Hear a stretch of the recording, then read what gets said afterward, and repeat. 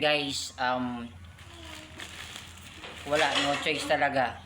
Yung iPhone 7 ko, ayan, nabuksan siya, pero hindi siya nag-charge. Ay, nag-charge siya nung una, kalaunan hindi na. So, anong problema? I-try kong buksan, kung kaya ko. Kaya kong bubuksan. Gamit ang tools ng sabihin mo natin. Tools ng Fly CDR. CDI pala. Ayan. Ito yung bago. Siyempre, bubuksan natin to. Prepare natin yung tools. Ayan. Ito yung, para saan ba to?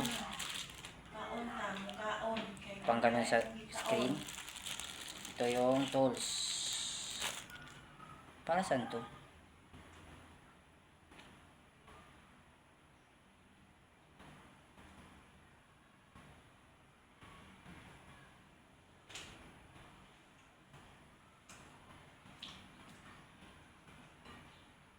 Pangpadikit, adhesive.